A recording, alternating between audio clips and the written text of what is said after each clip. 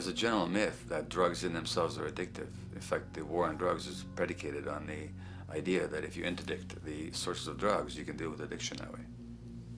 Now, if we understand addiction in a broader sense, we see that nothing in itself is addictive. No substance, no drug is by itself addictive, and no behavior is by itself addictive. Many people can go shopping without becoming shopaholics. Not everybody becomes a food addict. Not everyone who drinks a glass of wine becomes an alcoholic. So the real issue is what makes people susceptible, because it's the combination of a susceptible individual and the potentially addictive substance or behavior that actually then makes for full flowering of addiction. In short, it's not the drug that's addictive, it's the question of the susceptibility of the individual to being addicted to a particular substance or behavior. If we wish to understand what then makes some people susceptible, we actually have to look at their life experience. The old idea, although it's old, but it's still broadly held, that addictions are due to some genetic cause is simply scientifically untenable. What the case is actually is that certain life experiences make people susceptible. Life experiences that not only shape the person's personality and psychological needs, but also their very brains in certain ways. And that process begins in utero.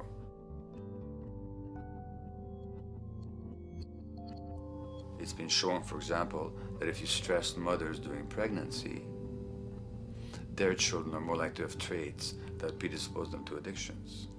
And that's because development is shaped by the psychological and social environment.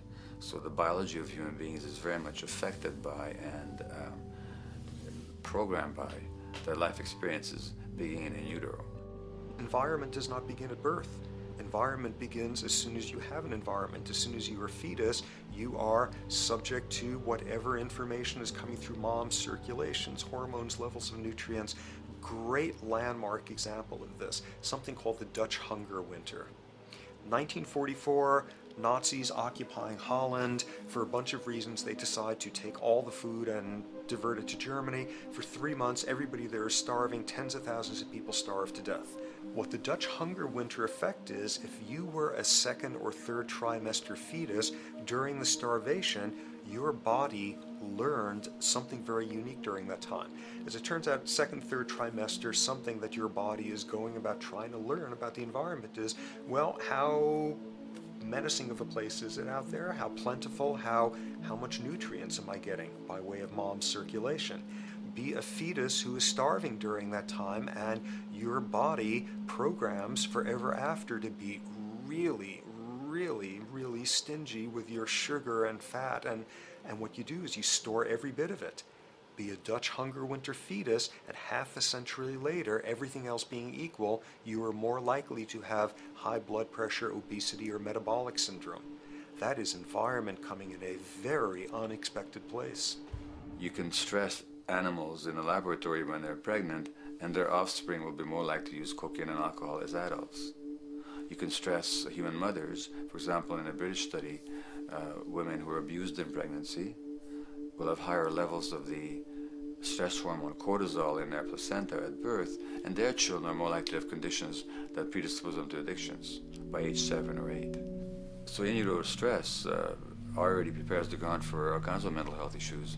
Israeli study done prior on children born to mothers who were pregnant prior to the onset of the 1967 war. These women, of course, are very stressed, and their offspring have a higher incidence of schizophrenia than the average cohort. So there's plenty of evidence now that prenatal effects have a huge impact on the developing human being.